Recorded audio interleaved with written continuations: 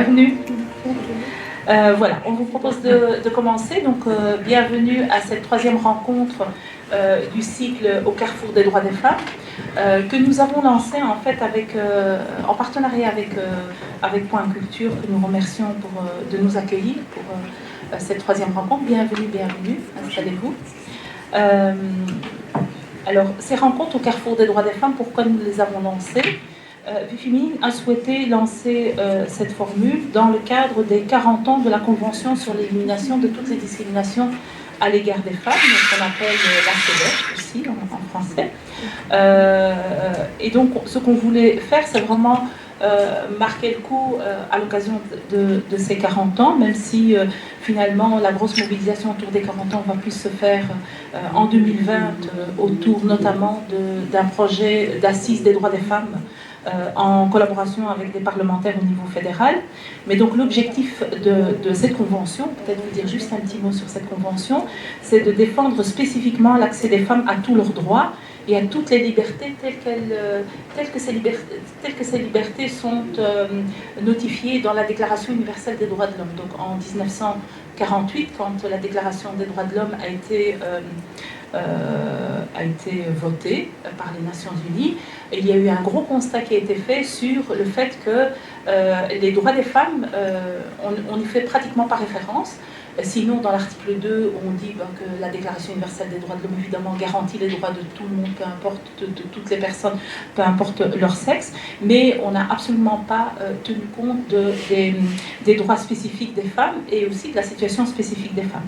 Et donc, dans la foulée de 1948, va se mettre en place au niveau des Nations Unies une commission qu'ils ont appelée de la condition féminine et qui va s'arrêter sur ces lacunes, qui va essayer de faire des propositions pour améliorer quelque part le texte, mais finalement, c'est vers un nouveau texte que les Nations Unies se sont mises d'accord, et ce nouveau texte, c'est cette convention sur l'élimination de toutes les discriminations à l'égard des femmes qui a vu le jour en 1979, et plus exactement le 18 décembre.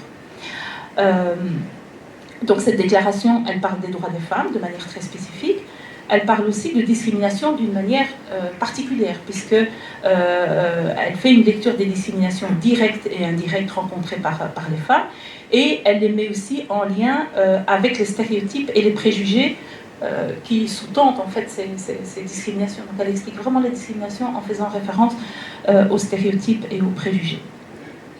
Cette convention, elle a vraiment comme ambition de garantir les droits des femmes, mais aussi de les rendre effectifs. Donc, elle souligne aussi les lacunes sur le fait qu'il y a des droits des femmes qui sont garantis par les lois, mais qui ne sont pas rendus effectifs. Donc, elle fait aussi des recommandations aux États qui l'ont signé pour rendre effectifs les droits des femmes. Et elle tient compte de la position spécifique des femmes dans la société, c'est-à-dire qu'elle amène une série d'enjeux, une série de thématiques qui sont spécifiques aux femmes, comme la protection de la maternité des travailleuses, la lutte contre les différentes formes de violence, ou encore l'accès à des services de santé et d'éducation à la santé, et notamment en matière de planification des naissances. Notre première rencontre ici portait sur la question de la maternité.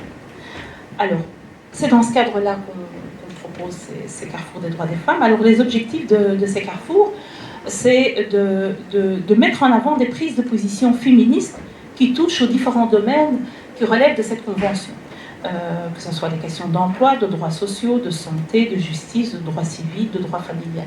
Donc les thématiques ont été choisies en fonction de ça. Donc de mettre en avant les prises de position.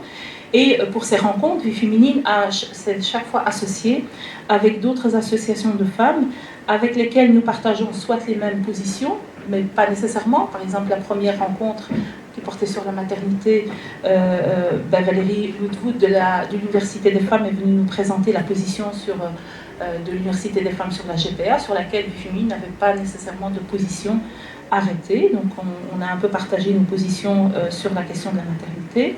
Donc soit qu'on partage les mêmes positions, ou bien les mêmes grilles de lecture, ou les mêmes grilles de lecture, et donc les grilles de lecture qui sous-tendent en fait le choix qui nous amène à prendre telle ou telle position, prennent en compte, donc ces grilles de lecture prennent en compte l'imbrication des rapports de pouvoir, et quand on dit les rapports de pouvoir et de domination, ça concerne le patriarcat, le racisme et le classisme, les questions de précarité ou de capitalisme selon le terme qu'on choisit.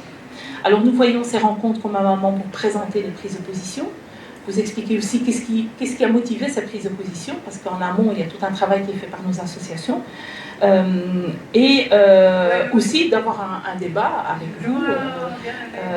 Et on avait aussi invité, je ne sais pas si les dernières fois, il y avait chaque fois une personne engagée en politique qui était là, et c'était toujours intéressant aussi d'avoir un échange aussi avec des personnes qui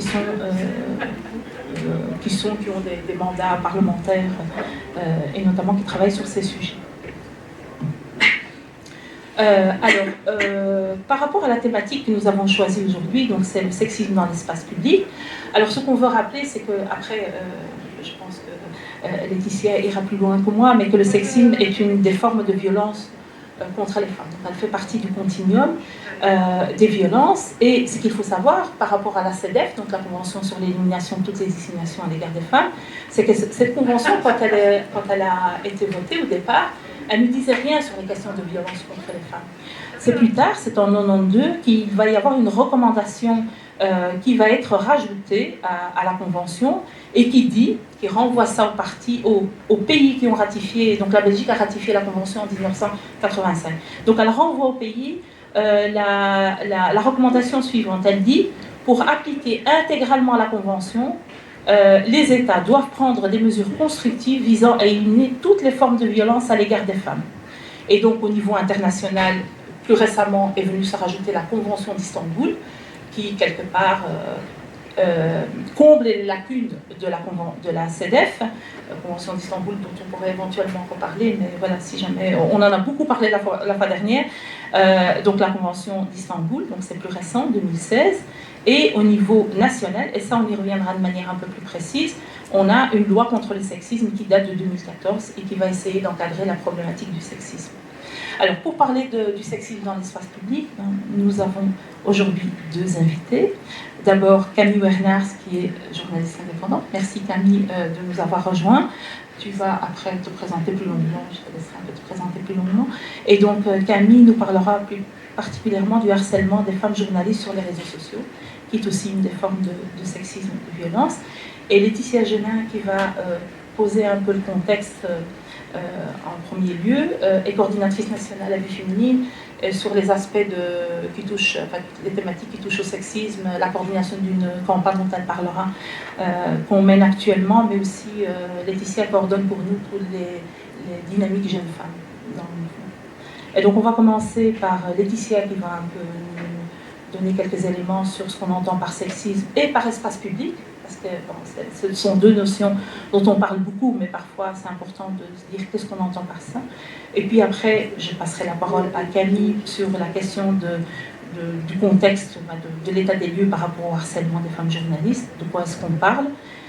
Et puis après, donc, il va y avoir vont s'alterner comme ça, c'est plus sympa pour tout le monde, pour nous aussi. Et après, on passera alors aux revendications. Quelles sont les revendications qu'on porte dans l'associatif par rapport au sexisme dans l'espace public? Quelles sont les solutions? On parlera de la loi sur le sexisme. Et Camille nous dira aussi, pour les femmes journalistes, qu'est-ce qu'il y a comme attente de la part des femmes journalistes, parce que tu le diras de manière mieux que moi, mais tu es aussi en contact avec tout un réseau aussi de femmes journalistes qui partagent un peu les mêmes lectures et les mêmes constats, et aussi les revendications. Voilà, donc je vous ai un peu posé le cadre. Je vais passer directement la parole à Laetitia. Merci. Ça fonctionne, oui. Bonjour à toutes, à tous. Merci pour la mise en contexte et pour la rencontre d'aujourd'hui. Ça va si je parle comme ça? On entend bien? D'accord. Ce que je vous propose, c'est qu'on prenne quelques minutes ensemble ici pour poser ce qu'on appelle un peu, nous, les contours du sexisme et les contours de l'espace public. L'intérêt, c'est quoi? C'est qu'on ait une vision commune pour savoir de quoi on parle. C'est reposer un peu ce cadre pour qu'on parle des mêmes choses. On entend souvent des mots qui sont utilisés, surtout ces dernières années, quand on traite du sexisme ou de manifestations de sexisme. Je pense notamment au harcèlement de rue, dont on a beaucoup discuté. Parfois, on a des représentations, mais on ne met pas toujours les mêmes choses derrière ces mots-là. Et donc, l'intérêt, c'est un peu de reposer ce contexte pour savoir de quoi on parle.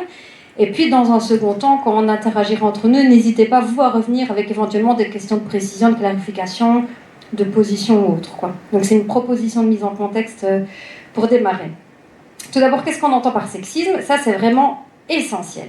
Ce mot-là, il est beaucoup utilisé, d'autant plus ces dernières années, comme j'ai pu le dire, avec la vague qui a traversé notre pays et plus largement le monde, et parfois on ne met pas toujours les mêmes choses derrière. Nous, ici à Vie Féminine, depuis des années, on traite ces notions de sexisme, et il est essentiel pour nous de toujours renvoyer la question du sexisme à une lecture collective, mettre un focus sur le collectif. Donc pour nous, à Vie Féminine, le sexisme, c'est quoi? Le sexisme, c'est bien un système de domination qui va favoriser un groupe par rapport à un autre. En fait, quand j'ai dit ça, j'ai pratiquement tout dit, et les idées essentielles, elles sont là-dedans.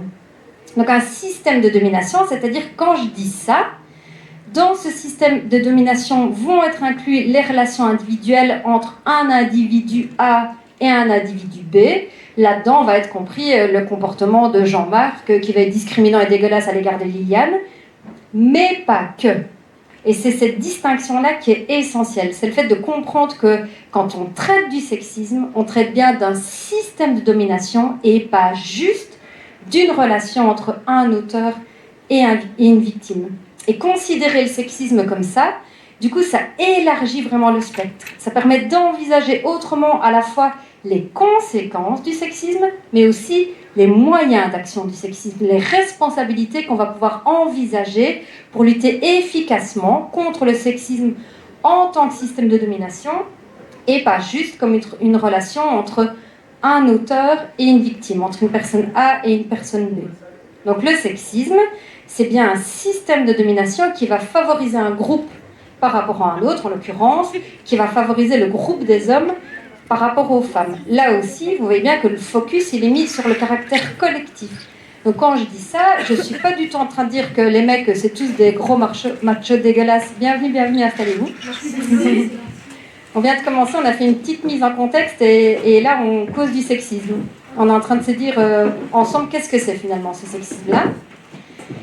Et donc quand on traite du rapport de domination et du fait de privilégier un groupe par rapport à un autre, ce qu'on dit là, donc, c'est bien que c'est l'organisation d'un groupe, l'organisation du groupe homme qui est favorisée dans notre société par rapport au groupe femme. C'est bien le collectif qui est mis en avant et pas juste un individu. Donc c'est pas, comme je l'ai dit précédemment, on ne dit pas que tous les mecs c'est des gros machos et on n'est pas juste en train de pointer Jean-Marc ou je ne sais pas comment je l'ai cité avant pour dire c'est lui le gros dégueulasse. Jean-Marc peut faire partie de ce système de domination et peut être un gros dégueulasse, mais nous, ce qui nous importe vraiment ici, c'est le groupe, c'est le fait qu'on est dans une société qui est organisée de sorte à favoriser un groupe par rapport à un autre. Je vais donner un exemple concret pour illustrer de ça. Aujourd'hui, par exemple, en Belgique, on sait qu'à peu près un enfant sur 3, voire même un peu moins, a une place d'accueil dans une structure conventionnée. Donc un enfant entre 0 et 3 ans, il y en a un peu moins de 1 sur 3 qui a une place d'accueil dans une structure conventionnée, donc qui est un peu plus accessible financièrement. Ce n'est pas encore la panacée, mais c'est un peu plus accessible financièrement. Les autres enfants, ils ne vont pas avoir de place d'accueil en structure conventionnée. Donc qu'est-ce qu'on fait dans ces cas-là? Soit on se tourne vers le privé, parce qu'on a les moyens, les possibilités de se tourner vers le privé, soit on cherche des solutions alternatives.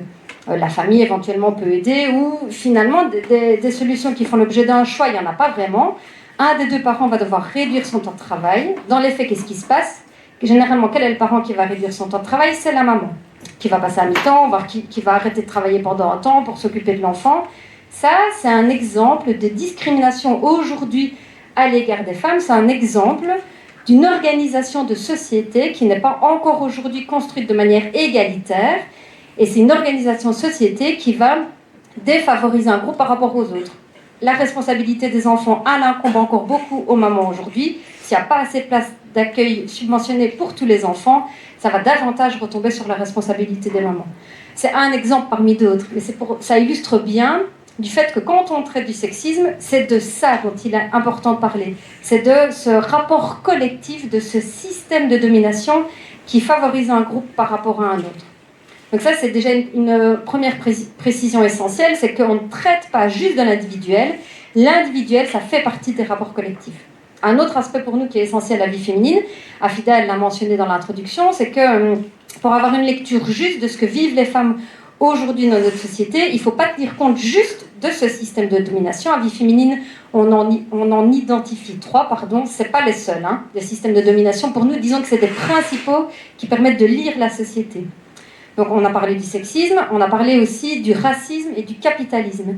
Pour nous, ces systèmes de domination, ils sont vraiment imbriqués, c'est-à-dire qu'ils vont se renforcer les uns les autres et renforcer les discriminations que peuvent vivre les femmes dans la société. C'est-à-dire que toutes les femmes, on ne va pas vivre la société de la même manière selon les identités multiples qui nous constituent.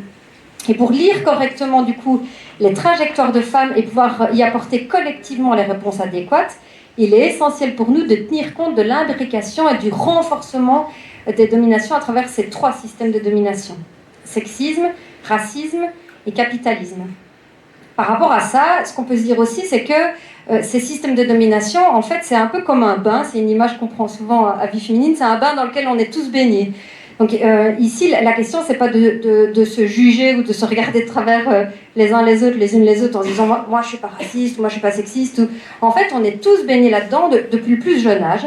Depuis le plus jeune âge, on entend des discours, on est face à des représentations qui vont catégoriser.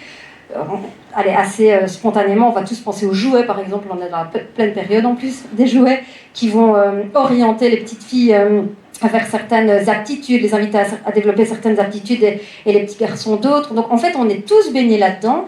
Ce qui est essentiel pour nous, à l'égard de ces trois systèmes de domination, sexisme, racisme, capitalisme, c'est d'en avoir conscience, donc de réaliser un vrai travail critique pour agir là où on est, comme on peut le faire, comme on a envie de le faire, pour agir de manière pertinente ensuite à l'égard de ces trois systèmes. C'est les principaux, je vais le faire assez court pour pas trop m'étendre, mais c'est les principaux aspects qu'on pourrait dire par rapport au sexisme. Et par rapport à l'espace public, donc la question du sexisme, elle est intrinsèque, vraiment au travail réalisé par Vie Féminine tout au long de la vie du mouvement. Et ces dernières années, on s'est notamment particulièrement intéressé au sexisme dans l'espace public. Déjà bien avant les mouvements MeToo et ce qui a pu nous traverser. Pourquoi? En fait, parce que les femmes, et particulièrement les jeunes femmes de Vie Féminine, livraient des témoignages de discrimination qu'elles pouvaient vivre dans différentes sphères de leur vie.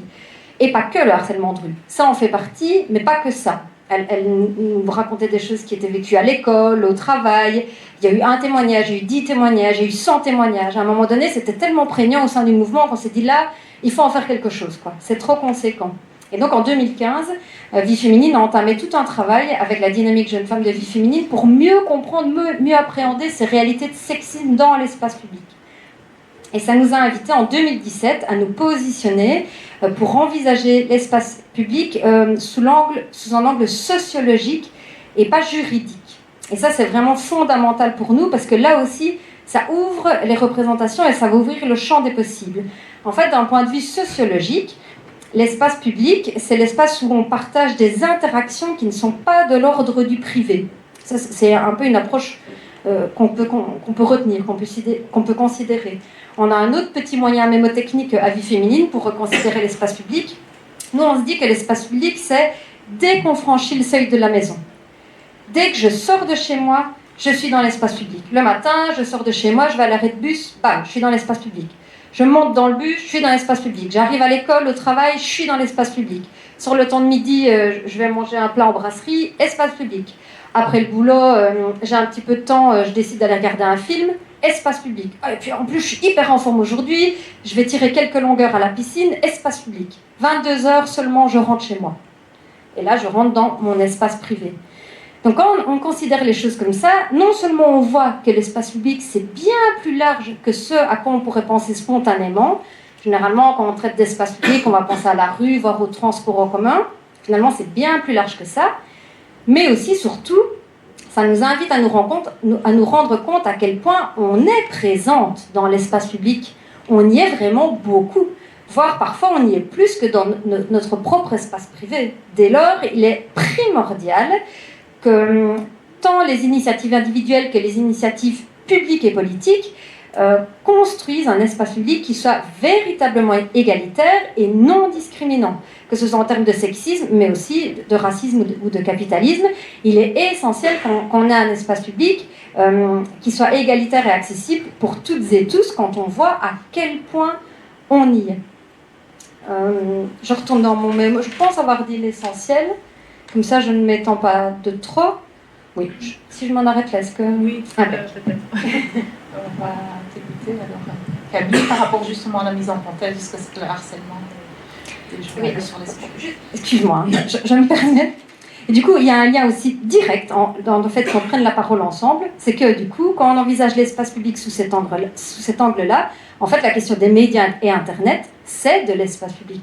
Ça, c'est quelque chose qu'on ne considère pas toujours, mais en fait, les médias et Internet, on y est en plein dans l'espace public. Oui, tout à fait.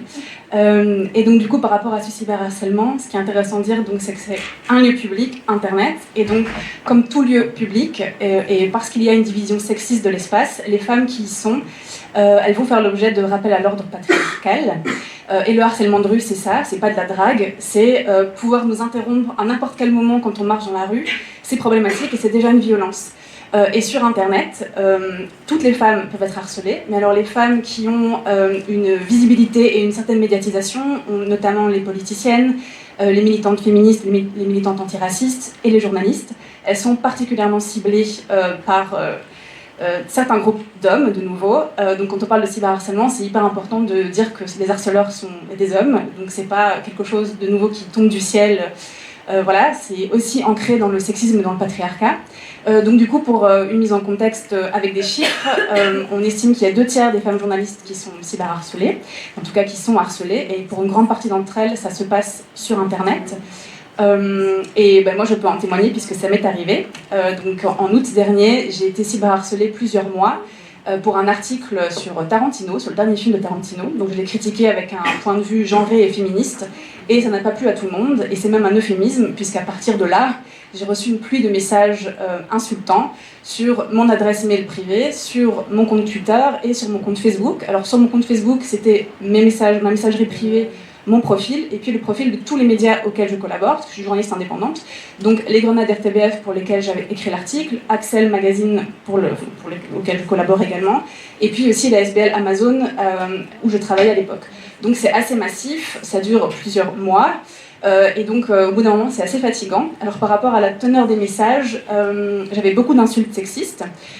Donc, cruche, conne, hystérique, hyène, ça revenait assez souvent. Il y avait aussi beaucoup de remises en cause de mes capacités à analyser un film. J'étais vraiment trop débile pour comprendre ce qu'est un film.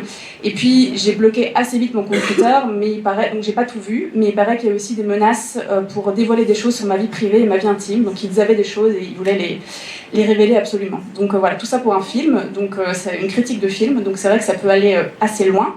Et c'est même un harcèlement qui est très efficace, puisque moi, après 5 jours, donc ça a duré des mois, mais après 5 jours, j'ai contacté ma rédactrice en chef et je lui ai dit que je voulais qu'on supprime cet article, que je ne voulais plus qu'il existe nulle part.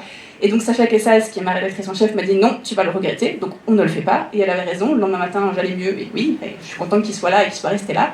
Mais donc on voit vraiment que le but c'est de silencier, de nous faire taire, et que ça marche. Et moi en plus, je suis journaliste spécialisée dans le genre et le féminisme, donc j'avais déjà traité du harcèlement et du cyberharcèlement des femmes, et j'avais déjà interviewé des femmes, donc j'avais déjà un bagage théorique et j'avais déjà des témoignages de femmes que j'avais entendus, et ça ne m'a pas empêché que quand ça m'est arrivé, je me suis mise à croire mes harceleurs, et au bout d'un moment je me suis dit, je suis une mauvaise journaliste, l'article est mauvais, ils ont tous raison et il faut le supprimer absolument quoi.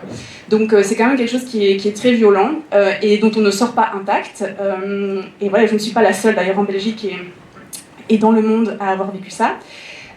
Et donc, quand on dit qu'on ne sort pas intact, beaucoup de femmes témoignent notamment d'autocensure, donc on se sent ciblé, on a l'impression qu'on a une cible sur le dos, et donc on n'utilise pas plus les réseaux sociaux du tout d'une manière naïve ou comme on pouvait le faire auparavant. Donc moi, par exemple, je fais très attention à ce que je poste, et puis quand je traite de certains sujets, donc, en tant que journaliste indépendante, c'est très problématique, mais quand je traite de certains sujets, je vais être plus inquiète, ou je vais faire plus attention à certaines tournures de phrases. Par exemple, Polanski, qui fait l'actualité, ça me stresse de devoir le traiter. Donc, je suis une journaliste qui travaille d'une manière stressée, c'est pas normal. Et de nouveau, ça arrive beaucoup moins aux hommes. Donc, ça pose aussi une question en termes d'égalité et de comment est-ce que les femmes journalistes peuvent travailler d'une manière sereine. Alors aussi, on en arrive à certaines femmes qui décident de quitter les réseaux sociaux, et ça c'est super grave en 2019-2020, de nouveau quand on est politicienne ou journaliste. Donc je pense notamment à Myriam Leroy, la journaliste Myriam Leroy, qui a quitté les réseaux sociaux, et l'ex-politicienne Zakia Katabi aussi. Et donc ça veut dire que Internet devient un espace de plus en plus masculin, puisqu'il y a des femmes qui décident de se retirer carrément. Et alors de nouveau, quand on est journaliste, il faut savoir que les réseaux sociaux, on peut le déplorer, mais c'est un endroit où on trouve de l'information. Il y a des sources aussi, donc moi on me contacte pas mal pour me dire tiens, j'ai tel sujet, tiens, est-ce que tu voudrais pas creuser par là? Moi, je veux bien témoigner de telle chose. Donc du coup, se priver de ça quand on est journaliste, c'est se priver d'un contact facile avec nos sources, avec nos lanceuses, nos lanceurs d'alerte, avec plein d'infos qui tombent. Donc voilà, on peut le déplorer, mais c'est comme ça en 2019-2020, on n'a pas le choix, donc on doit être là. Donc il faut, de nouveau, comme tu disais, il faut que cet espace public, on puisse y être et on puisse y travailler sereinement. Et puis aussi, moi, je termine là, c'est par rapport à MeToo. On a vu que ça a permis de mieux entendre la parole des femmes. On a vraiment utilisé ces réseaux sociaux pour pouvoir parler de ces sujets. Et il y a peut-être une crainte, c'est que ces réseaux sociaux se retournent contre nous et que le backlash en théorie féministe, ce qu'on appelle le retour de bâton, donc pour chaque avancée, il y a une vague de recul aussi qu'on se prend dans les dents après, que ça se passe aussi sur les réseaux sociaux. Et donc il faut vraiment faire très attention, il faut vraiment parler de ces sujets, parce qu'on voit aussi que ils sont très organisés, c'est des raids en fait, donc ce sont des attaques ciblées, et donc à mon avis, nos profils et nos articles circulent sur des groupes WhatsApp, Facebook, sur des forums, et donc nous de l'autre côté, on n'est pas du tout organisés, on est très seuls quand ça nous arrive, et donc voilà, il faut aussi réfléchir à comment les réseaux sociaux peuvent être utilisés aussi en termes de backlash contre les féministes et les militantes en général. Merci Camille, merci pour ton témoignage aussi, parce que je sais que c'est pas évident, donc merci de te prêter à chaque fois à cet exercice qui est quand même fort prenant. Donc on a bien entendu un peu les constats qui ont été faits de part et d'autre, mais même si le constat c'est plus expliquer un peu de quoi il s'agit au niveau du sexisme et de l'espace public.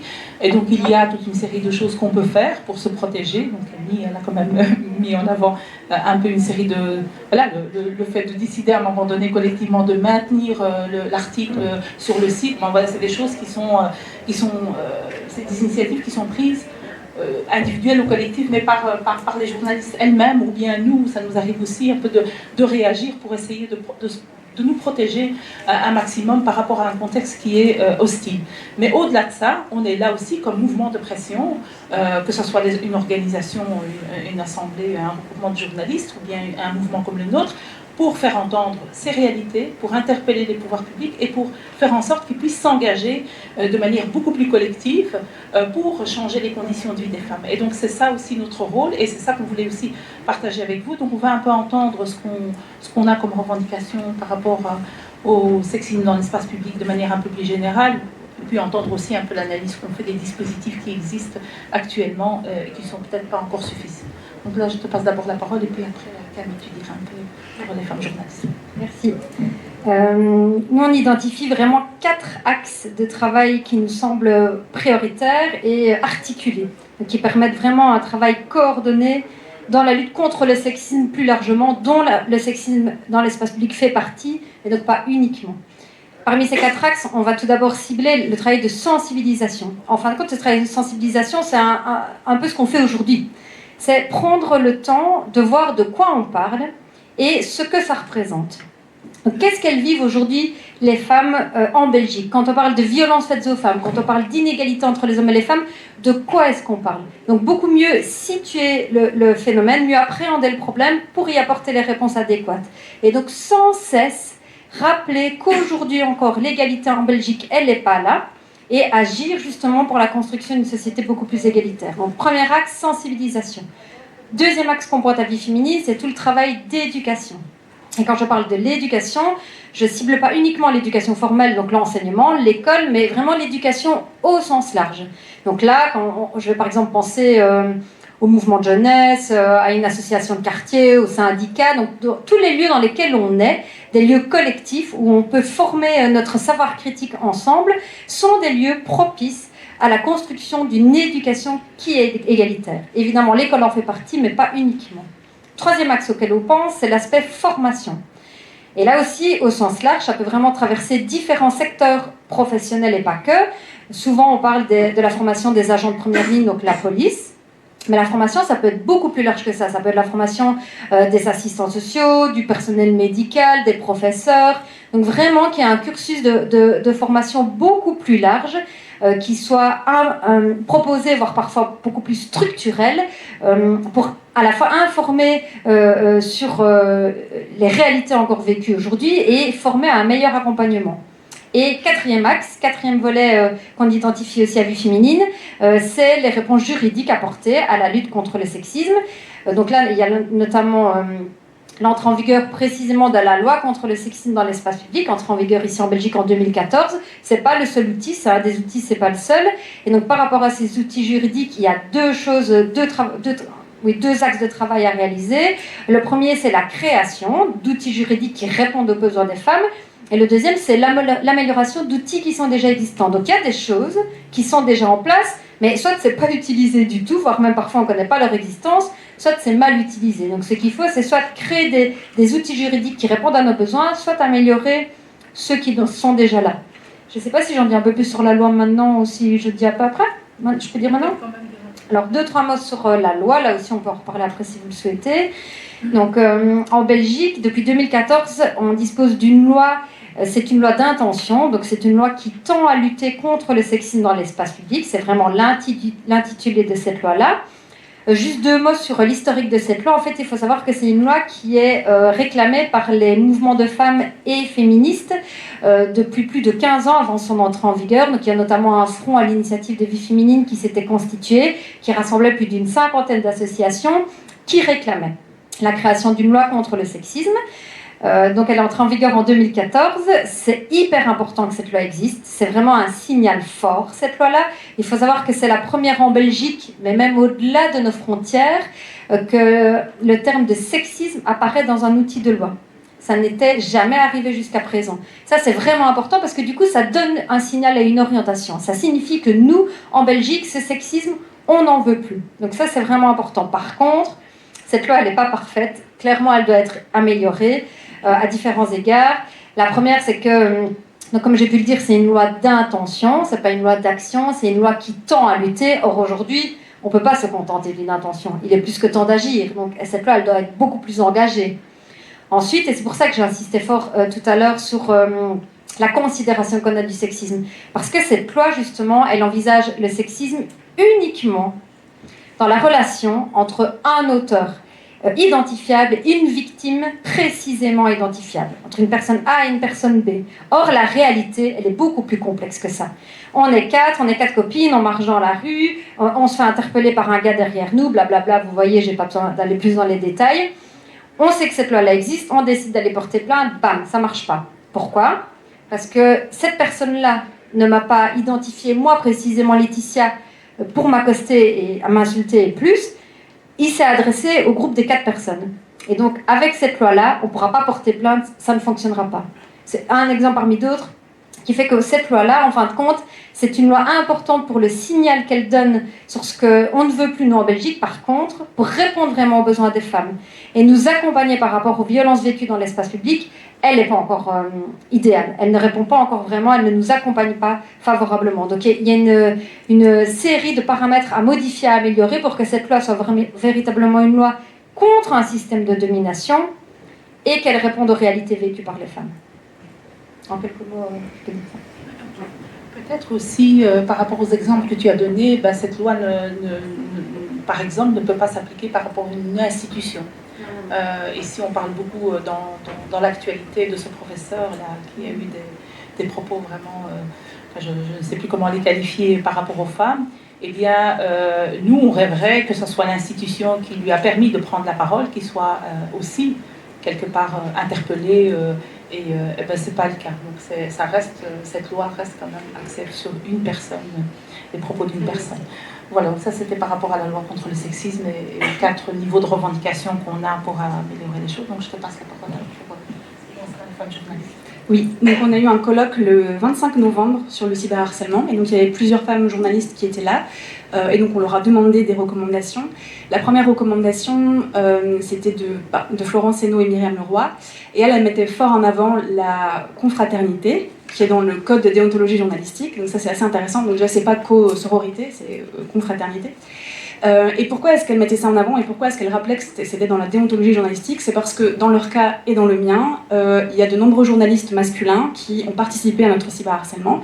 Donc ça veut dire que ce sont des collègues qui nous insultent publiquement sur Twitter, qui font, enfin dans mon cas c'était des pages et des pages de discussion sur Twitter pour décider si j'avais le droit de devenir journaliste ou pas, par des hommes journalistes. Donc moi je ne savais pas que j'avais besoin d'une autorisation de leur part pour me dire journaliste en fait, c'est mon travail, donc j'ai pas besoin qu'ils discutent sur Twitter en plein milieu d'une vague de cyberharcèlement là-dessus.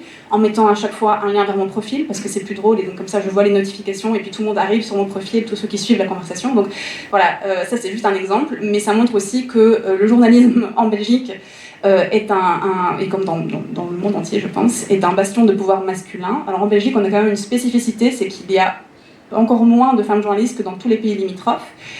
Et donc dans les rédactions, il y a beaucoup de sexisme, et il y a aussi, donc tout ça c'est montré par un rapport de l'AJP, l'Association des journalistes professionnels, et il y a aussi une vraie omerta là-dessus, il y a un vrai silence. Donc ça veut dire que les journalistes qui adorent aller investiguer, et c'est leur travail et c'est très bien, plein de milieux, quand il s'agit de mettre le miroir et de regarder ce qu'eux font à leur propre pratique, ça ils sont incapables de le faire et ils détestent faire ça.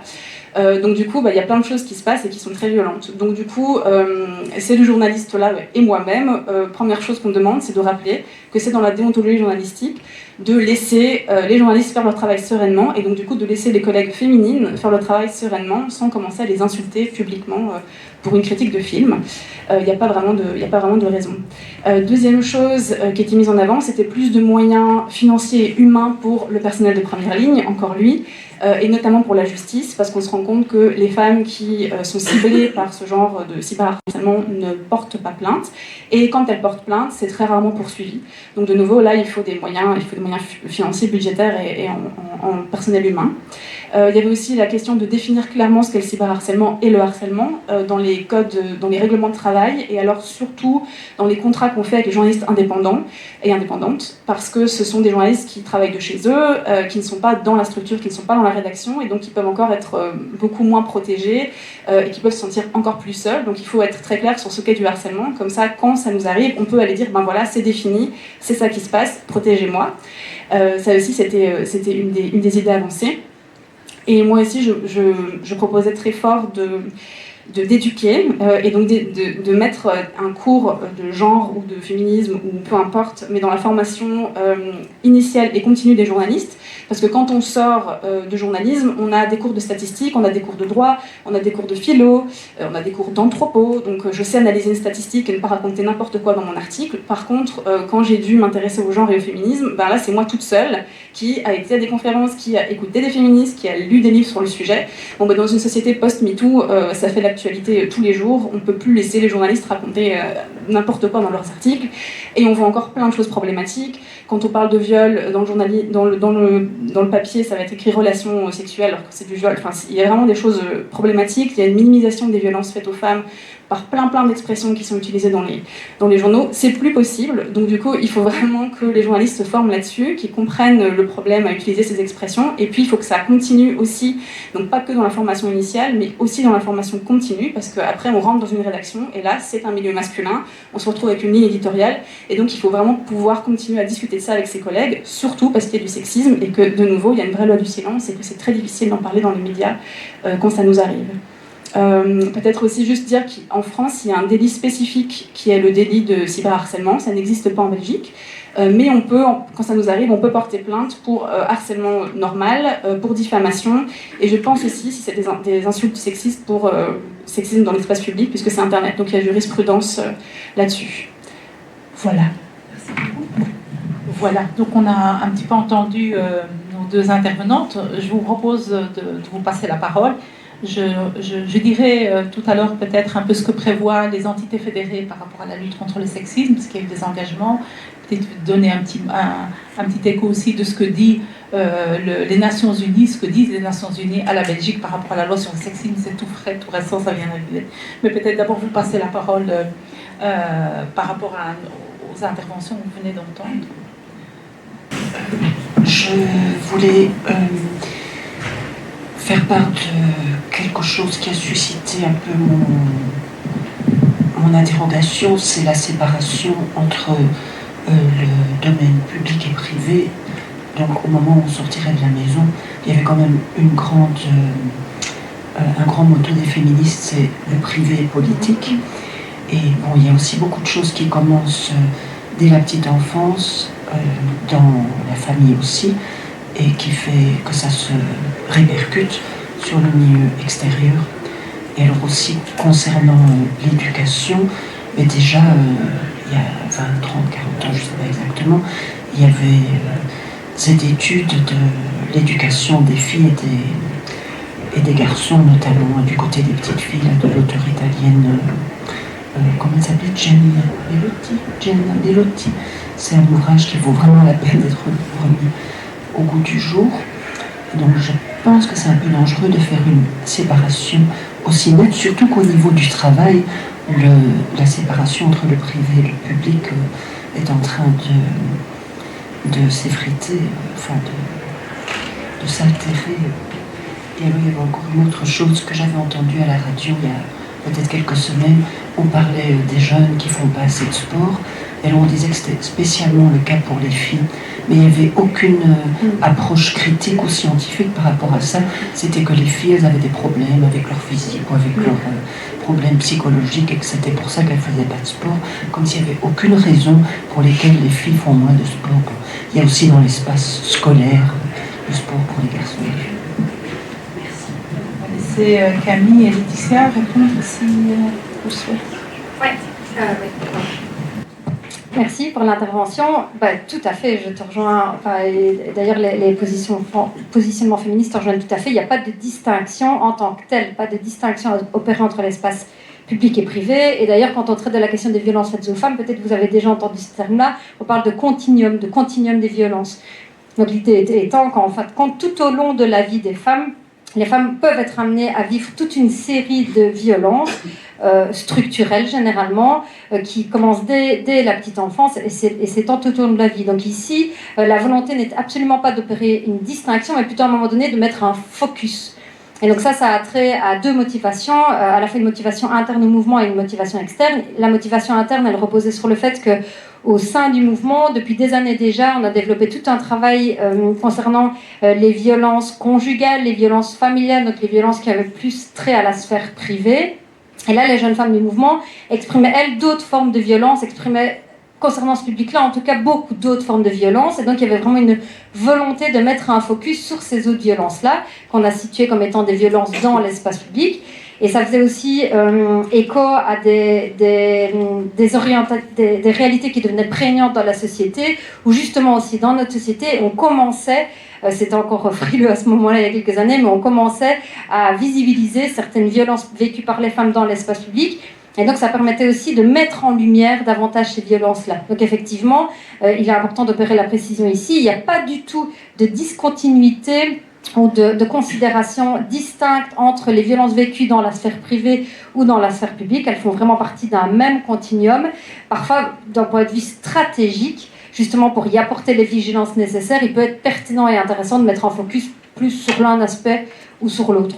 D'ailleurs, si on revient à la définition que j'ai proposée tout à l'heure pour l'espace public, les relations, donc l'espace où on partage des interactions qui ne sont pas de l'ordre du privé, ça aussi, ça pourrait être tout à fait à nuancer. Je peux très bien aller m'installer en brasserie, une terrasse d'un café ou autre, et partager une relation privée avec une personne qui m'est proche, qui est de mon intimité, et être dans cet espace public. Donc il y a toujours une série de nuances à apporter. Disons que ce sont des balises qui nous permettent de cadrer un petit peu ce dont on parle. Oui, je te laisse. Mais je crois que c'est moi qui ai parlé de division sexiste des espaces, mais c'était pas par rapport à la violence. C'est le patriarcat qui opère cette division, avec la production et le travail qui serait aux hommes, et puis la reproduction et la maternité qui serait aux femmes. Donc c'est quelque chose dont il faut lutter. Et bien sûr, quand on regarde en termes de violence, il n'y a pas d'espace safe pour les femmes. Alors l'espace public est dangereux, mais l'espace privé aussi. Et par exemple, l'image du violeur qui serait un homme inconnu dans une ruelle sombre, c'est très faux. La plupart du temps, les femmes sont violées par des hommes qu'elles connaissent, le père, l'oncle, le grand-père, le petit copain, le frère, le cousin, enfin voilà. Donc c'était pas du tout en termes de violence, c'est pour dire que les femmes sont en sécurité chez elles et que tout va bien là-bas. Sur le sport, et oui, je sais pas si... non, mais... Oui, le sport, c'est peut-être plutôt... ça, c'est un très bon exemple aussi qui réinvite du coup à considérer l'espace public. Donc, dans le travail qu'on opère, nous, le sport, il fait partie intégrante de l'espace public, que ce soit le sport à l'école ou le sport dans les espaces urbains proposés par les pouvoirs en place, généralement les pouvoirs communaux, qui font proposer des skateparks ou ce genre de dispositifs. Là, récemment, ces 2-3 dernières années, il y a plusieurs études, notamment françaises ou suisses, qui traitent de ce sujet-là. Et on voit vraiment l'intérêt d'avoir une responsabilité collective à l'égard de la lutte contre le sexisme ou à l'inverse de la promotion de l'égalité. Par exemple, dans les budgets qui sont attribués à la construction des mobiliers sportifs urbains, En fait, on constate que la majorité des budgets sont consacrés à des mobiliers urbains qui sont majoritairement investis par les garçons. Et on le sait, maintenant, on a assez de recul pour pouvoir attester que ces mobiliers urbains-là, donc les skateparks, les terrains de basket et autres, sont majoritairement investis par les garçons. Et aujourd'hui encore, la majorité des budgets publics continue à être consacrée à ce type d'installation de mobilier urbain. Et donc là, on voit bien que même si dans les discours, les politiques d'aujourd'hui prônent l'égalité, en fait, dans la mise en œuvre, on n'y est pas encore. Et donc, il y a un vrai enjeu à considérer l'ensemble de nos espaces comme des espaces égalitaires et à traduire ça en gestes et en actions, et pas juste un discours et une intention.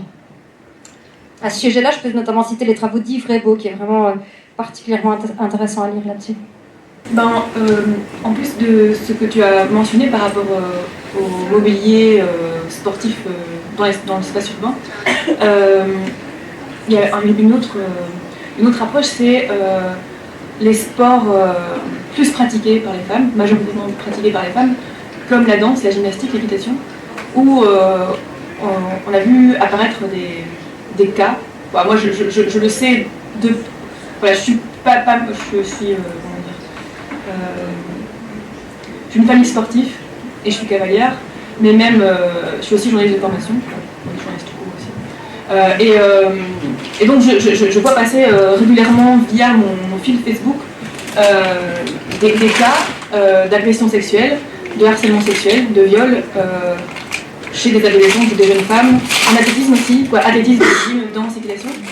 Et il y a très peu comme Camille disait au niveau de la justice, il y a très peu de répondants.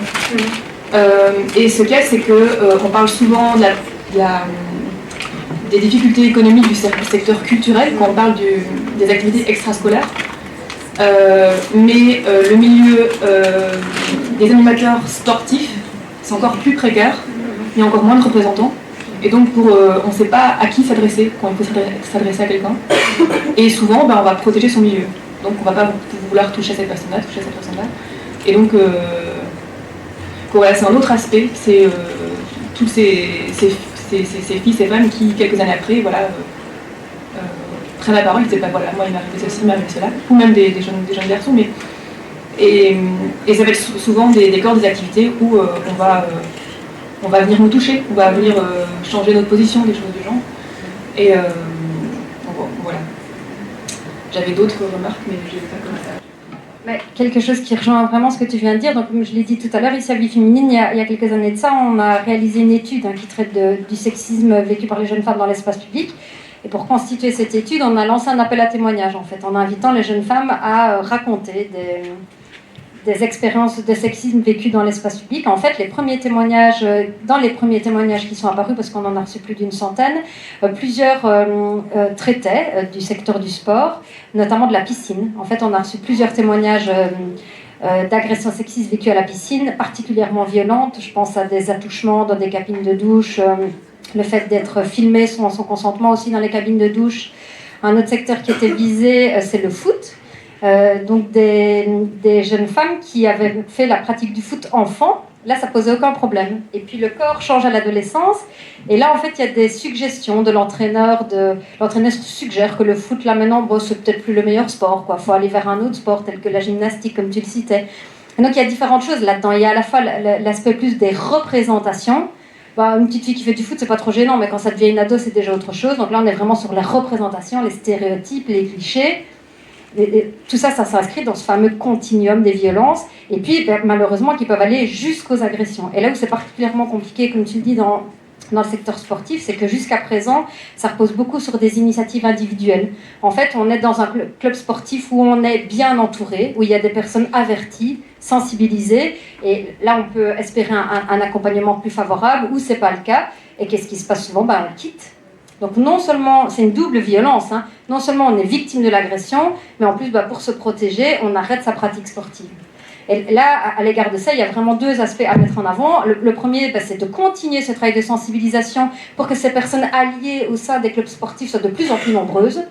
Plus il y aura de personnes sensibilisées, plus on agira en faveur de l'égalité, mais aussi, ça ne peut pas reposer que sur les initiatives individuelles. Donc il faut vraiment avoir des initiatives collectives au sein notamment des fédérations sportives et aussi de tout ce qui légifère le secteur sportif pour lutter activement, quoi. Est-ce qu'il y a encore d'autres questions? Réflexion?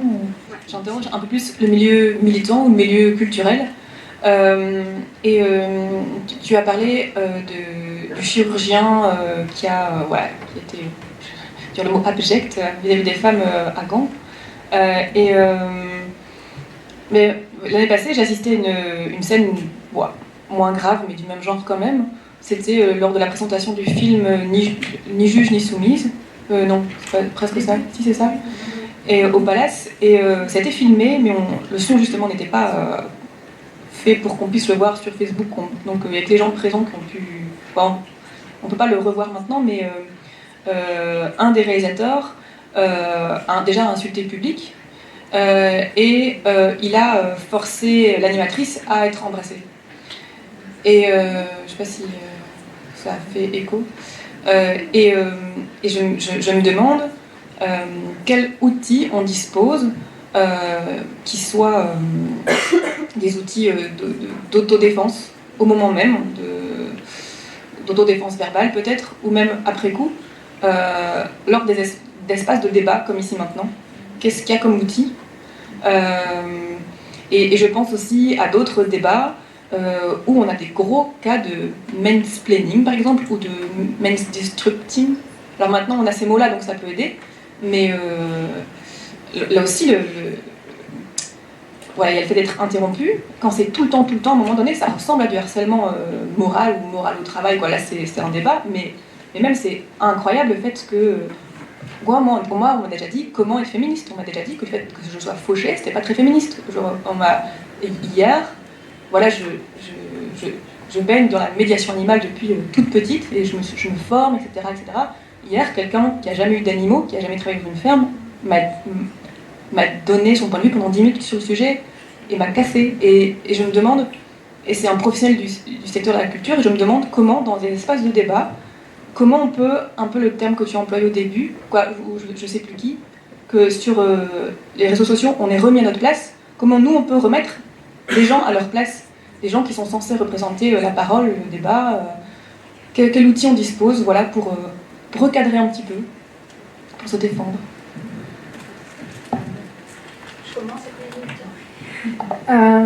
Merci pour ton témoignage. La première chose que je voudrais dire par rapport à ça, c'est est-ce que je voudrais vraiment mettre en avant, le crier même s'il faut, c'est de légitimiser la parole des femmes. En fait, ça c'est essentiel et ça prend place de plus en plus dans notre société, mais c'est pas encore assez. En fait, il faut non seulement croire les femmes, mais vraiment apporter du crédit aussi à ce que disent les femmes. À partir du moment où je considère que ce que je vis, ça me dérange, ça me déplaît, c'est une agression, on utilisera les termes qu'on a envie d'utiliser, mais si la relation dans laquelle je suis pour le moment, qu'elle soit strictement individuelle dans un lieu, une rencontre plus collective, si à ce moment-là il y a quelque chose qui ne me convient pas, je ne me sens pas à l'aise avec ça, non seulement je suis légitime dans la manière dont je le vis, mais je suis aussi légitime dans la manière dont je l'exprime. Et aujourd'hui encore, malheureusement, on se rend compte qu'on discrédite encore beaucoup la parole des femmes, qu'on minimise souvent les témoignages livrés par les femmes, voire qu'on renvoie la culpabilité aussi aux femmes. Ça, c'est des discours aujourd'hui qui ne doivent plus être acceptables et qui doivent cesser. Et donc, un enjeu essentiel aujourd'hui encore, c'est de légitimer la parole des femmes.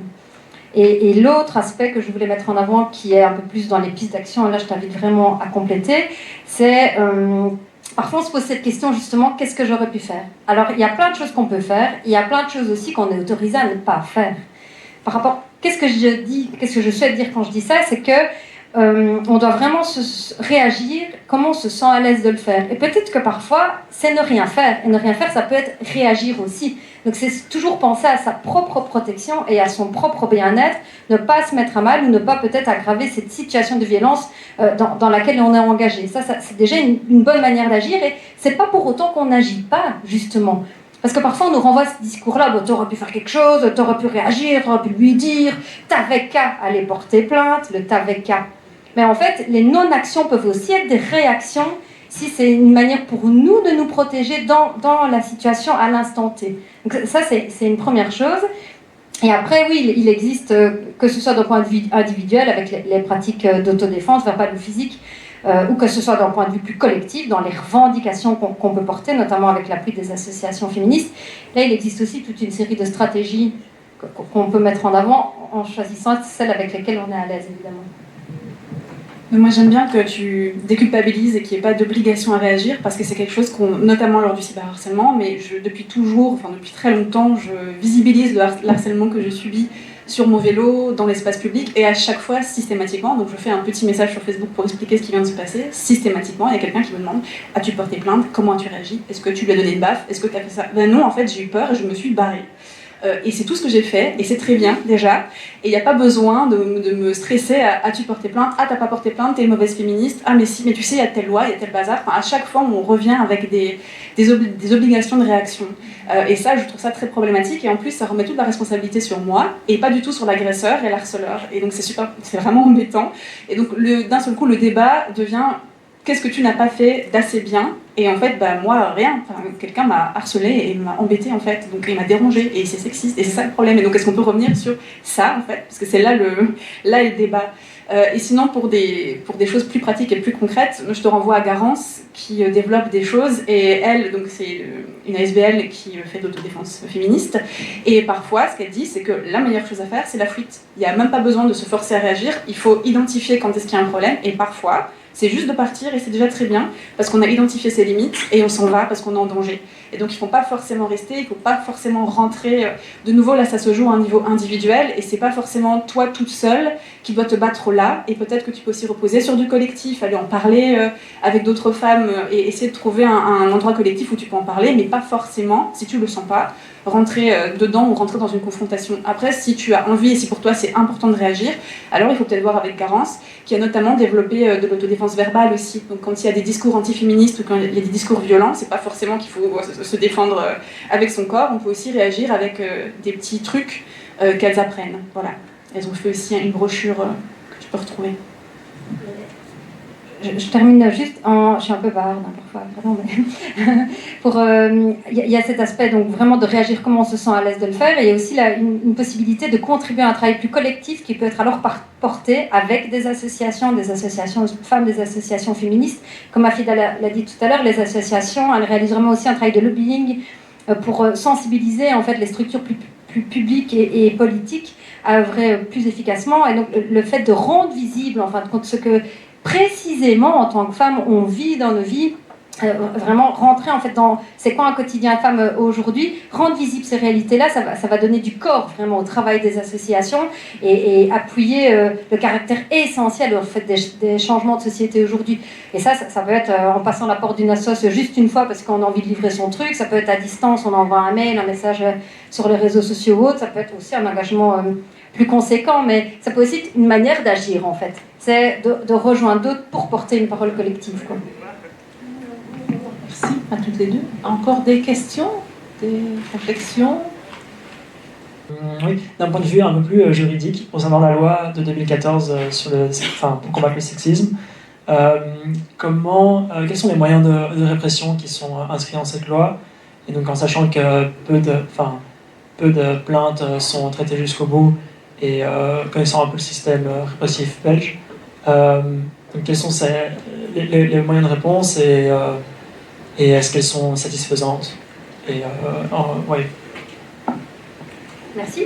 Alors, effectivement, il y a peu de plaintes aujourd'hui qui concernent la loi de 2014 pour différentes raisons. Une des premières, en fait, c'est la méconnaissance de l'existence de cette loi. En fait, on se rend compte aujourd'hui encore qu'il y a très peu de personnes qui connaissent l'existence de cette loi. Quand on a réalisé l'étude de vie féminine dont je parlais tout à l'heure, on a interrogé les répondantes, un peu plus de 400, sur leur connaissance ou pas de cette loi-là. Il y en a moins de la moitié qui la connaissent. Et dans celles qui la connaissent, leur première source d'information, c'est les associations de femmes, justement.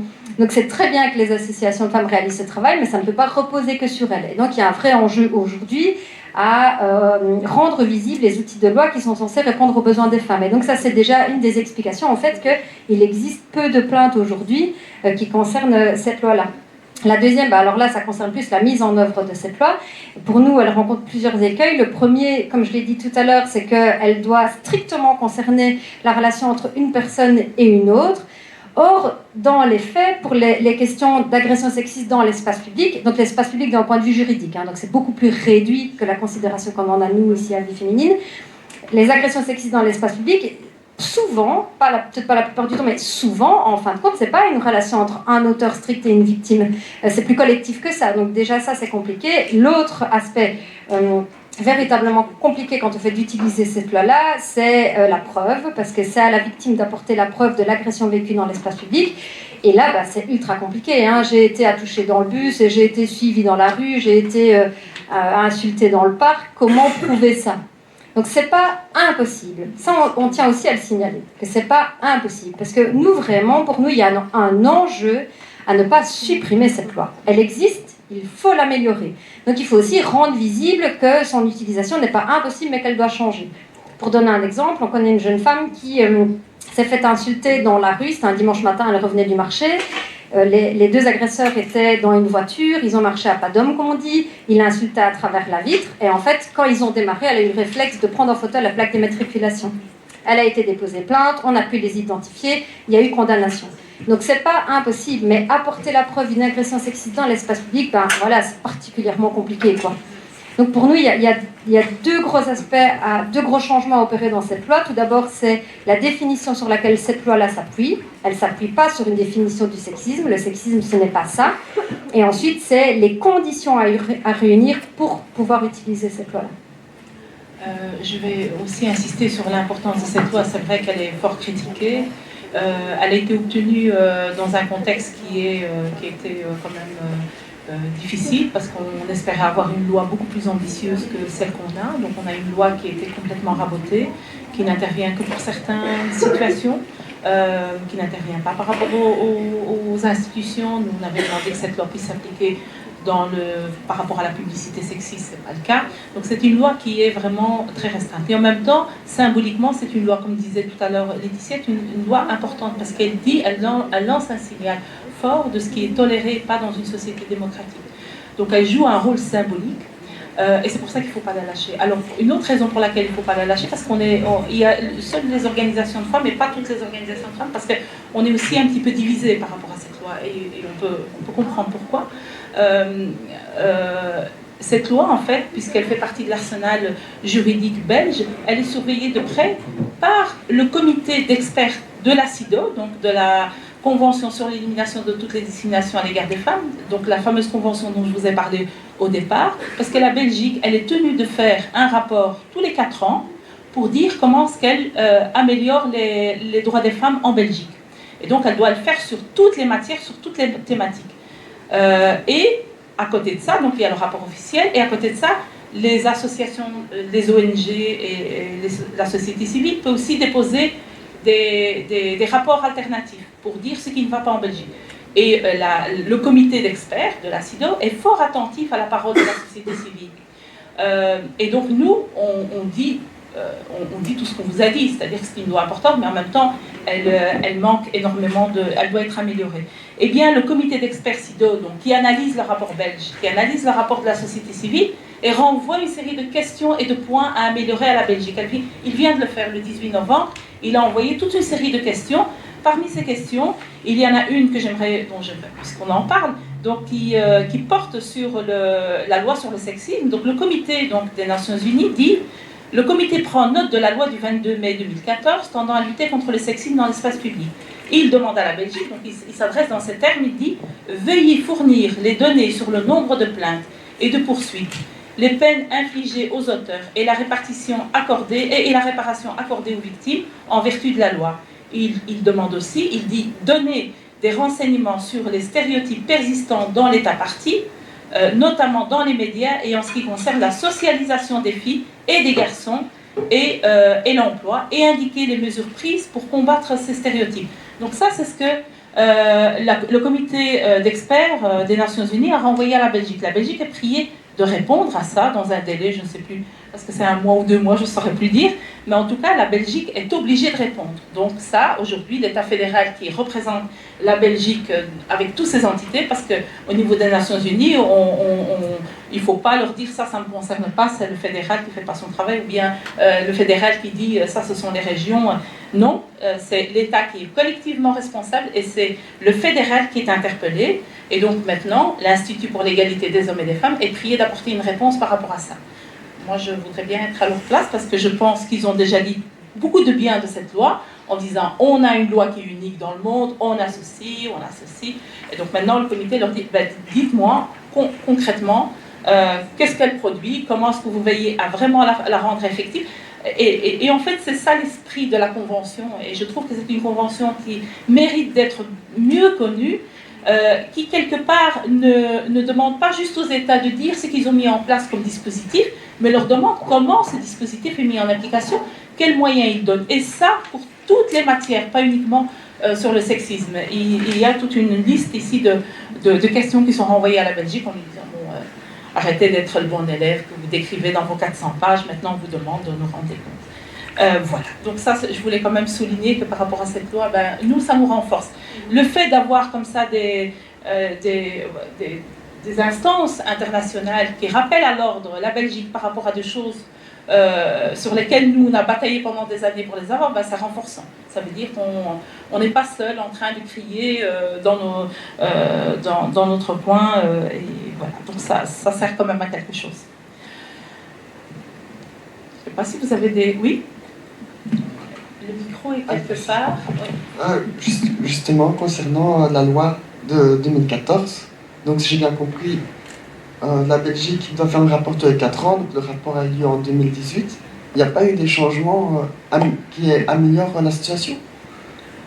Peut-être qu'il faut distinguer deux choses. Donc il y a la loi sur le sexisme qui est un instrument fédéral et qui doit être évalué par le fédéral. Et puis il y a un autre rapport, enfin la Convention sur l'élimination de toutes les discriminations à l'égard des femmes, le fait que la Belgique a ratifié cette convention internationale. La Belgique doit rendre des comptes tous les 4 ans, mais sur l'ensemble des matières qui touchent aux droits des femmes, pas uniquement sur le sexisme. Mais puisque le sexisme fait partie de la problématique qui est dénoncée par les associations de femmes, et en plus la Belgique a une réponse qui est là sur le sexisme, eh bien le comité international de la CIDO lui demande des comptes. Donc ce sont deux choses différentes. Donc, quand je dis le rapport de 2014, c'est le rapport tous les 4 ans, c'est le rapport qui est déposé par la Belgique auprès des Nations Unies sur toutes les matières qui sont traitées par la Convention internationale, donc toutes les problématiques. Donc la loi de 2014, à ce jour, elle n'a encore fait l'objet d'aucune évaluation. Et ça fait partie des demandes des associations de femmes et féministes, justement, qu'elle soit évaluée pour ensuite être améliorée. Moi, je vais faire une remarque en plus. Je ne sais pas dans quoi je m'embarque, mais je vais peut-être un peu penser à voix haute, du coup, pour partager peut-être mes réflexions avec vous, sans remettre tout en question. Mais d'abord, sur le terme sexisme, maintenant, de plus en plus, alors je ne sais pas si c'est parce que moi, principalement, je m'interroge sur la question depuis peu, ou parce qu'on en parle plus, mais les barrières de sexe tombent un peu, le spectre est plus large, on parle d'un grand spectre de genre qui sont différents, alors... je ne suis pas spécialement experte là-dedans non plus, mais j'en reviens à un exemple un peu plus concret pour peut-être vous aider à suivre mon cheminement de pensée. Il y a 2 semaines, je me baladais dans le centre de Bruxelles et j'ai vu une affiche dans un bar public en plein centre qui était écrit Everyone is welcome, even you ladies. Et puis c'était des criques, des pécheresses, donc toutes des bières sucrées. Moi, je l'ai un peu ressenti comme on vous rappelle que les bars ne sont pas la place des femmes, donc on a fait l'effort de mettre des bières sucrées parce que les stéréotypes veulent que les filles boivent de la crique. Je me suis arrêtée à ça, mais ça n'excluait pas seulement les femmes, ça excluait aussi les hommes qui aimaient ces bières sucrées. Et du coup, je voulais dire que par rapport à ces violences qui sont vécues par la société, en dehors de simplement... je veux revenir aussi à ça parce que je trouvais ça chouette qu'au début, vous ayez bien expliqué cette intersectionnalité entre le colonialisme, le racisme, le capitalisme, le sexisme. Mais aussi, au-delà du sexe, je trouve que c'est quelque chose qui s'étend vraiment au genre et à la féminité. Et ce truc de jouet, par exemple, ça ne cible pas seulement les filles, c'est aussi les garçons. Et je trouve que quand on élargit le débat au-delà du sexisme, si on parle plus du genre et qu'on remet en question ces barrières-là, peut-être qu'on arrive un peu, c'est peut-être illusoire, mais à toucher les hommes de sexe homme, qu'ils soient cisgenres, transgenres ou une binaire, enfin je ne sais pas tous les termes qu'on puisse utiliser, enfin rassembler un peu les débats, sachant qu'il y a des origines. Enfin, je ne sais pas si je m'exprime bien. Enfin voilà, je voulais juste apporter ça, qu'il y avait des barrières autres que simplement le sexe et que le genre jouait beaucoup. Tout à fait. Donc, d'ailleurs, pour rejoindre ça, pardon, j'ai commencé, mais... Ouais, ok. Mais enchaîner.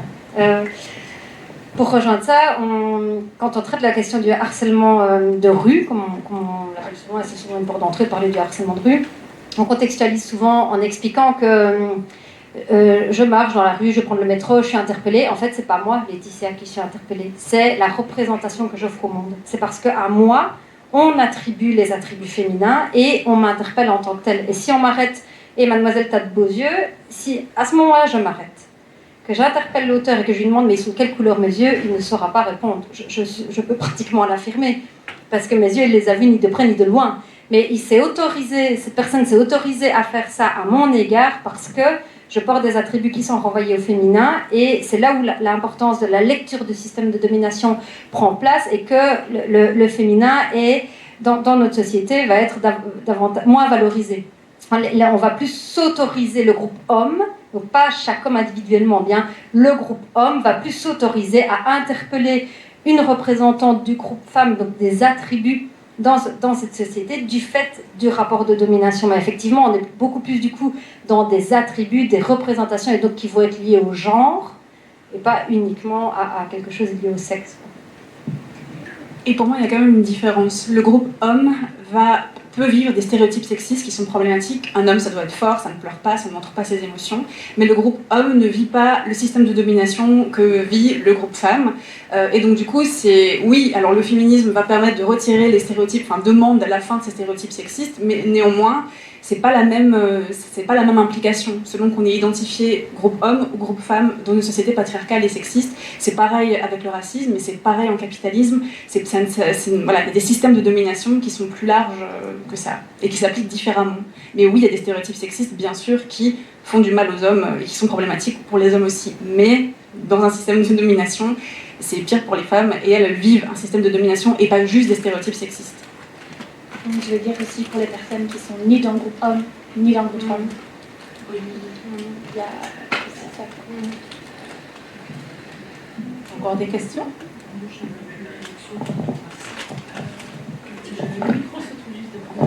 J'ai un peu une réaction par rapport à ça. Sur le plan du principe, je suis tout à fait d'accord, mais j'ai aussi entendu des choses qui sont un peu dangereuses. Par exemple, des militants hommes qui reprochent aux féministes de ne pas prendre en compte toutes les luttes LGBTQ, je ne sais plus comment, enfin toute la suite.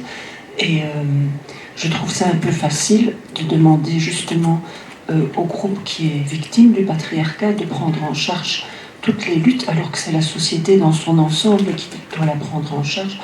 Et alors aussi, au point de vue budgétaire, il y a eu un peu une confusion ces dernières années entre sexisme, diversité, égalité, genre, sexe, et finalement, comme les moyens sont de plus en plus réduits, souvent on enlève au combat contre le sexisme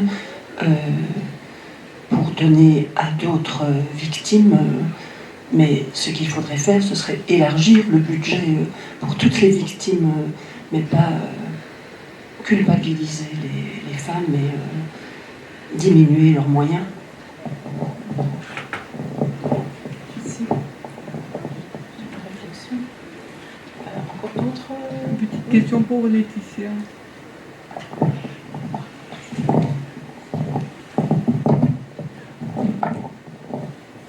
Juste une petite question par rapport à la loi de 2014. Comment pourrait-on l'utiliser par rapport aux chirurgiens flamands de manière concrète? Est-ce que Vie féminine pourrait se porter partie civile ou attaquer au nom de cette loi? Oui. Comment voyez-vous les choses? Soyons concrets. Donc dans l'état actuel des choses, utiliser cette loi pour réagir par rapport à ce fait-là, c'est pas possible. Parce que c'est pas l'espace privé, c'est pas une personne identifiable, c'est un discours tenu à l'encontre, devant un collectif, quoi, plutôt. Par contre, l'Institut a réagi.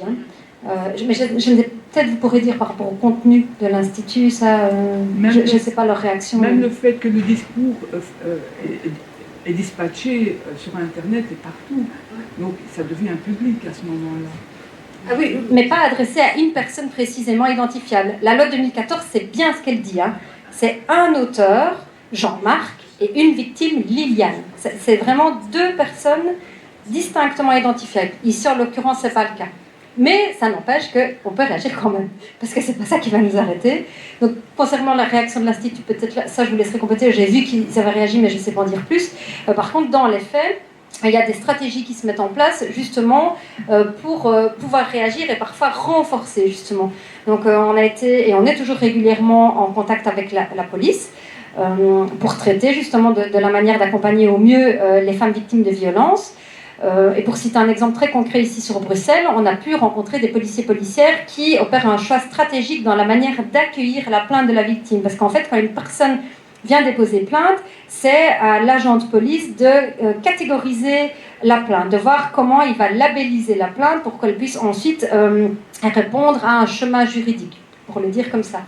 Et donc à Bruxelles, il y a des agents de police qui stratégiquement vont classer cette plainte donc d'une insulte sexiste dans la rue, par exemple. Hein. J'ai été insultée dans la rue. Stratégiquement, l'agent de police va décider de classer cette plainte sous les SAC, ce qu'on appelle les SAC, les sanctions administratives communales, parce que c'est distinctement précisément cité que dans les sanctions administratives communales sont couverts les injures et en plus caractère renforçant si c'est des injures sexistes. Et donc le premier créneau utilisé, ça va être les SAC, et en plus on y associe la loi de 2014 pour conférer du caractère de sexisme, même si ce n'est pas cette loi qui va permettre précisément de répondre à l'agression vécue. Donc dans l'exemple cité là ici, évidemment on ne va pas s'arrêter de réagir parce que les lois en fin de compte elles ne répondent pas aux réalités vécues, mais c'est comment utiliser stratégiquement les lois si aujourd'hui elles ne sont pas toujours parfaites, donc c'est pour ça qu'on soulignait l'importance de les améliorer, donc comment les utiliser stratégiquement pour qu'elles répondent tout de même si ce n'est pas encore l'idéal, quoi. Par rapport à l'Institut, moi j'ai cru entendre que c'était par rapport au discours de haine, au-delà du caractère sexiste des propos, je pense qu'ils vont utiliser d'autres leviers juridiques. Et dans son discours, il y avait aussi des propos racistes. Donc là, moi je me dis, le centre, UNIA, pourrait très bien se porter aussi partie civile par rapport à ça. Mais on n'a pas plus d'éléments. Tout ce qu'on sait, c'est que la loi de 2014, elle est pas adaptée à ce type de propos. On a un député raciste et sexiste qui a prêté serment du côté néerlandophone, On a parmi nos politiques un député sexiste, raciste et... Donc par rapport... Je suis désolée, mais c'est comme ça, non? Maintenant, j'ai l'impression que, mon avis, après vous pouvez dire aussi ce que vous sentez, on sent que malgré cette agressivité qui existe, cette violence qui existe, et notamment relayée, amplifiée par les réseaux sociaux, il y a quand même une écoute autre par rapport à ces situations. C'est-à-dire que c'est devenu quand même intolérable. Les réactions qu'il y a systématiquement par rapport à des propos de ce type disent quelque chose du fait que c'est devenu quand même... pas audible aujourd'hui d'entendre des propos sexistes. Donc ça veut dire qu'il y a quelque chose qui a changé dans notre société. Mais en même temps, quand il y a ces changements-là, ça s'accompagne de ce que disait tout à l'heure Camille, du backlash, du retour de manivelle. Donc ça veut dire qu'on doit plus se renforcer pour protéger les femmes par rapport à ce contexte qui est vraiment hostile. Mais en tout cas, la société ne tolère plus, en tout cas ici, ne tolère plus d'avoir des propos de ce type. Et donc ça, c'est déjà une victoire quelque part par rapport aux combats féministes qui ne sont plus des combats de quelques personnes étiquetées, revanchardes. Non, c'est pris en compte par l'ensemble de la société. On voit quand même beaucoup de personnes qui se mobilisent dans les milieux des médias, dans le milieu culturel, dans le milieu du cinéma. Et ça, c'est renforçant. Donc ça, c'est quelque chose d'unique. Et donc, pour faire un peu le lien avec ce qui nous réunit ici, c'est-à-dire faire part de nos prise de position de ce qu'on défend auprès des pouvoirs publics. Aujourd'hui, on attend un fédéral, on ne sait toujours pas qui on aura, et on espère qu'on aura des ambitions autres que ce qu'on a eu sous la législature précédente.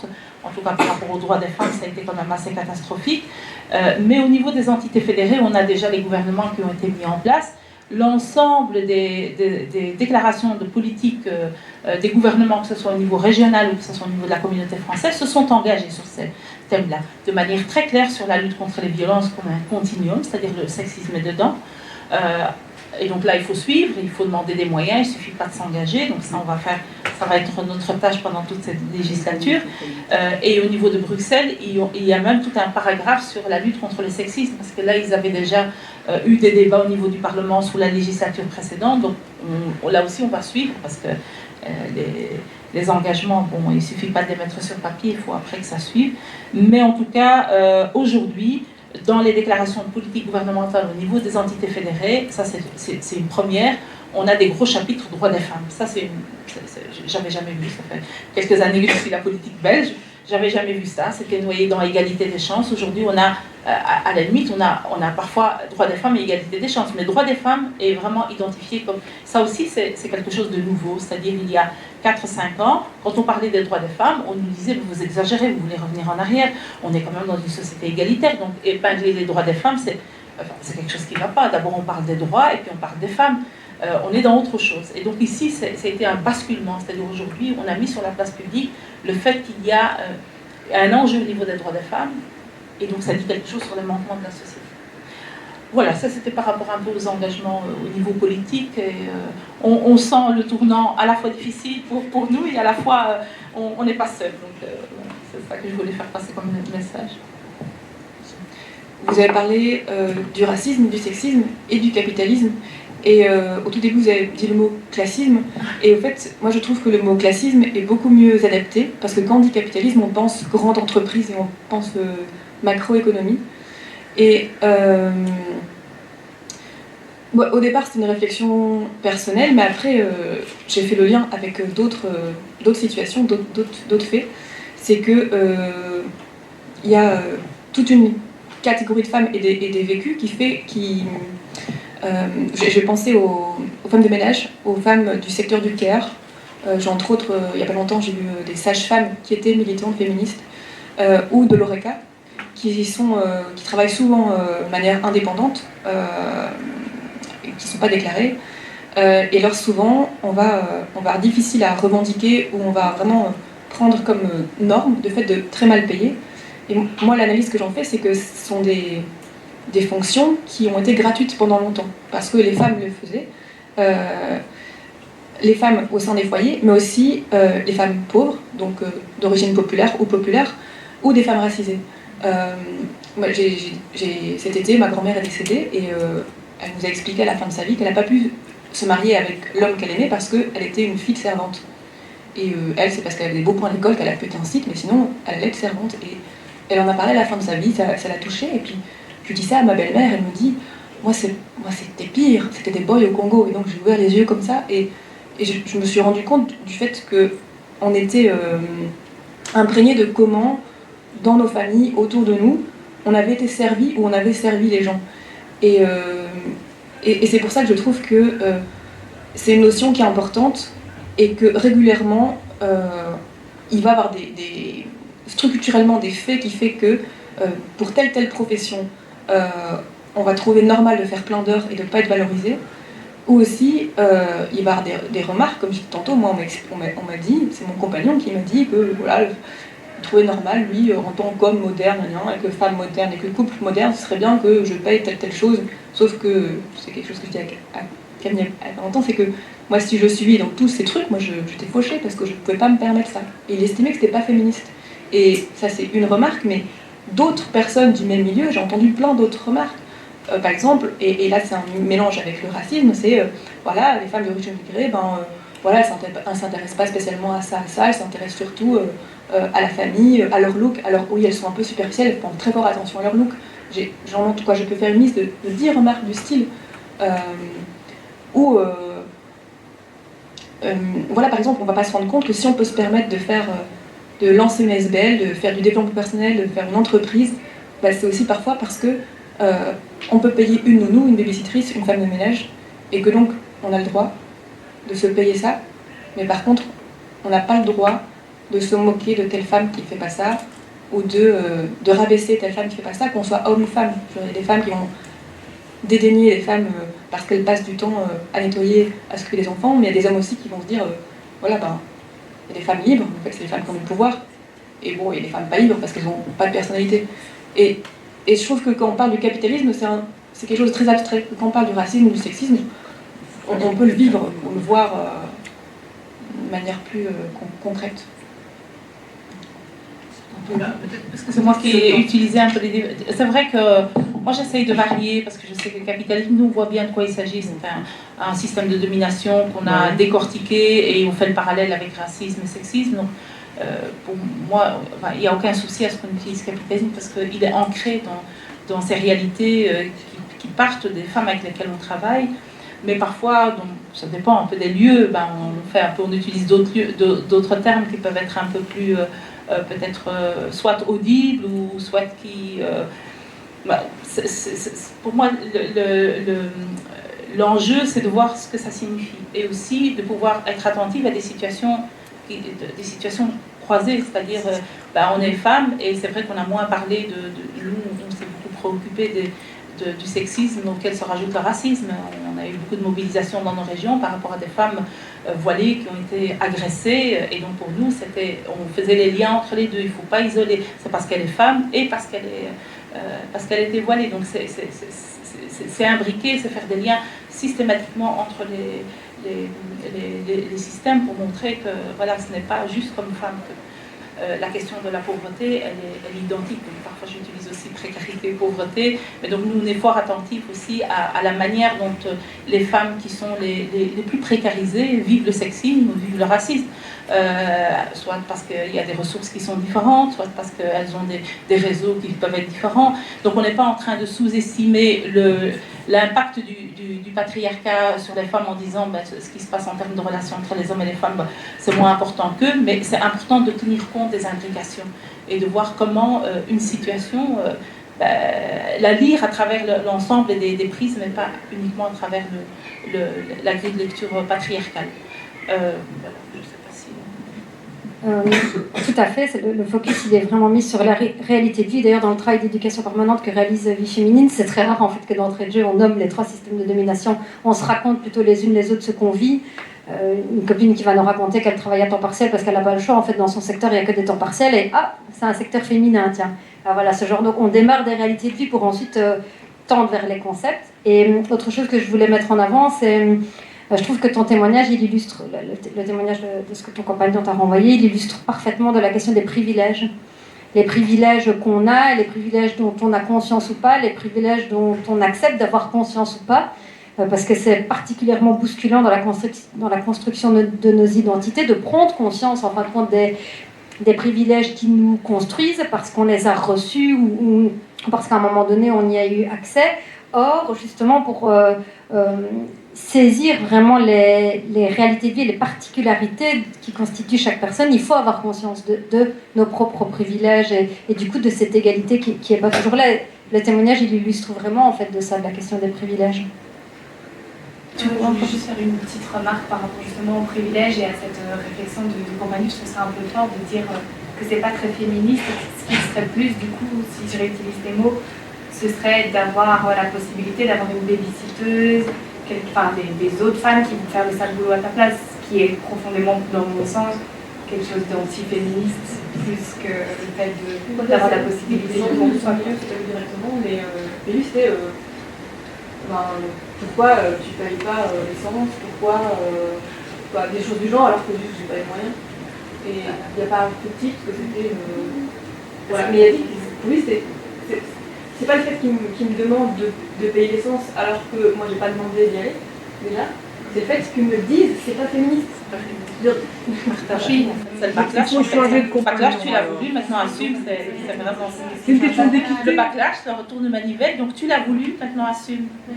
C'est vraiment le. Mais il faut développer la notion d'équité parce que si les hommes sont mieux payés, C'est une question d'équité tout simplement, il faut pas, ou bien il faut changer de compagnie. Non, c'est une question d'équité tout simplement. Okay. Encore d'autres réflexions parce que je ne voudrais pas clôturer ici si jamais quelqu'un veut encore dire quelque chose. Mais je pense qu'on a... Oui. Ok. Eh bien, merci beaucoup pour cet échange avec vous. Je voudrais remercier Camille de nous avoir rejoints pour ce soir. Merci Laetitia. C'était la 3e rencontre qu'on avait planifiée dans le cadre Au Carrefour des droits des femmes. Donc c'est une formule qui est un peu nouvelle pour nous parce qu'on travaille beaucoup, on est un mouvement important, on travaille beaucoup entre associations de femmes avec d'autres associations. Mais ici, on voulait vraiment viser un public qui est un peu extérieur aussi à nos associations. Donc j'ai vu des visages que je n'avais jamais vus ici, voilà, dans notre travail habituel. Donc je trouve que c'est déjà ça une réussite. Maintenant, il y avait la question aussi de... Voilà, je te regarde le partenariat avec Point Culture. Je voudrais ressouligner ce partenariat qui est vraiment était très important pour nous, d'être dans ce lieu et l'accueil qu'on a eu, la bienveillance que vous avez eu aussi par rapport aux thématiques qu'on a proposées, par rapport aux objectifs. Donc moi, ce que j'ai envie de faire, c'est de dire on a envie d'évaluer, de prendre le temps de l'évaluation, voir est-ce que c'était opportun, pas opportun. Est-ce que je sais qu'on a eu beaucoup de réactions par rapport au timing en disant 4h30 c'est un peu juste pour quand on termine le travail, de pouvoir y arriver, ou puis même c'est pas nécessairement la formule la plus idéale. Donc on va essayer d'évaluer tout ça pour voir est-ce qu'on continue avec cette idée de continuer à partager les prises de position du mouvement féministe avec des personnes qui ne sont pas nécessairement dans le mouvement, mais ça s'évalue. Mais en tout cas, on a fait les 3 rencontres. Moi, j'ai trouvé ça génial, les 3 rencontres avec les 3 moments qu'on a partagés avec les personnes qu'on a invitées, avec la salle à chaque fois. Ça a été une richesse importante. Donc voilà, moi, je pars avec un sentiment de quelque chose de positif. Maintenant, ça reste à évaluer. Je ne sais pas si tu as envie de dire quelque chose pour le partenariat qu'on a eu. Je te regarde parce que tu me regardes. Voilà, c'était... oui, moi c'était un plaisir et un intérêt de vous accueillir. Donc, moi je suis à votre disposition pour discuter éventuellement de la manière dont ça peut se poursuivre. Voilà, comme j'avais déjà dit lors de la première séance, nous à Point de Culture, ça fait quelques années qu'on a une sorte de fil rouge sur différentes questions de société, dont les questions de genre, donc ça s'intègre tout à fait dans notre politique de programmation du lieu. Donc voilà, ce serait un plaisir de continuer à vous accueillir. Merci. C'était Jean-Grégoire Muller donc pour Point Culture. Voilà, je vous remercie et je vous souhaite... Ah oui, donc en fait on vous a parlé de la Convention sur l'élimination des discriminations à l'égard des femmes qui nous a un peu été le fil des 3 thématiques. Et donc là, j'ai ramené des accès du mois de décembre, donc c'est de ce mois-ci, où on explique toute la convention, où on explique aussi un peu en quoi c'est un levier qui peut être important pour les associations de femmes. Et puis il y a un Axel qui a porté sur la loi sur le sexisme. Du mois de décembre. Et ici, il y en a un autre, un peu plus ancien, qui fait un petit bilan. On s'est autorisé avec Axel à faire un petit bilan de la loi après 3 années d'existence. Ça ne vaut pas du tout une évaluation, évidemment, mais on se pose un peu dessus. Article de Camille Werner. Article de Camille. Vous voyez qu'on est souvent ensemble. Oui. Et un petit flyer de présentation de notre campagne. Vie féminine, je vous ai dit qu'on était en campagne sur le sexisme dans l'espace public. Il y a quelques infos ici. Voilà. Merci.